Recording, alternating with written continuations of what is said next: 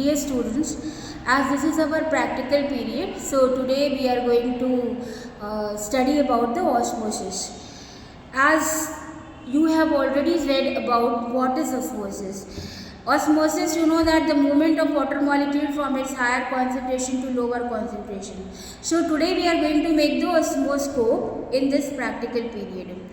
In this condition we are going to take the potato tuber, and in this potato tuber, as already we have done this experiment, so this cavity is made by using the force check.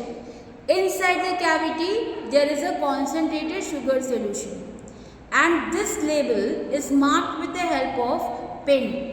It is the initial label which is already marked, and then after keeping the concentrated sugar solution inside the cavity, there is a water containing saffron which is kept in this petri dish. After keeping this pins, we are going to keep this osmoscope in the water. For half an hour it will be kept undisturbed. After half an hour, as it can be shown it over here, that inside the cavity the water level will be raised.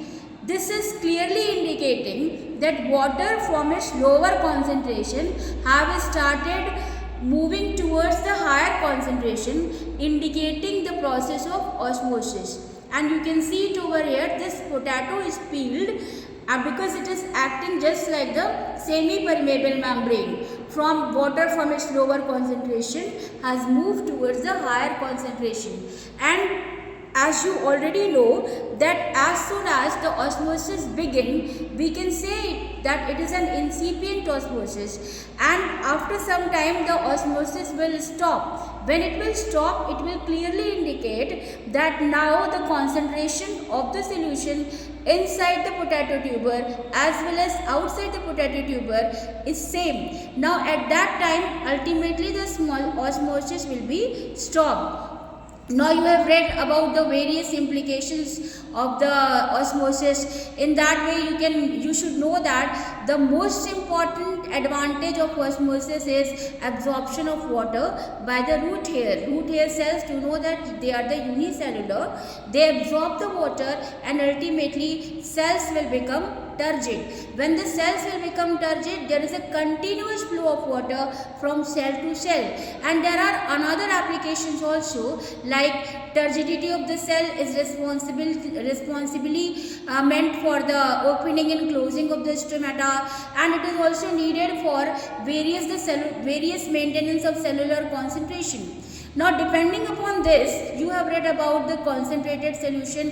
In that way there is a hypertonic solution, hypotonic solution and isotonic solution. Hyper, as its name is indicated, that when the concentration of solute is more than the solvent, then this will be called as hypertonic.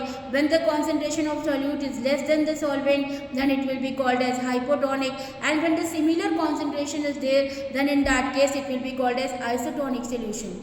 Now when we are talking about the another tentative questions related with this physiological practical, then you may be asked that what will happen when the RBCs will be kept in the hypotonic solution.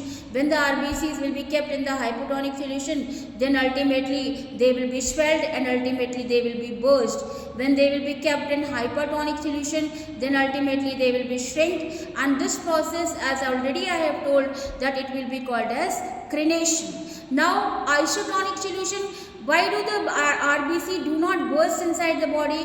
Why? Because they are surrounded by the isotonic solution and ultimately in the plasma, and ultimately they do not burst. So in this practical, which is the important experiment, we have done that osmosis is very important as far as the plant and animal cells are kept in the appropriate concentrated solution. Why? The most important fact is that their concentration, when it will be the same, then ultimately the cells will not burst, and volumetric concentration of the cell is very important as far as the life of the plant as well as animal is concerned.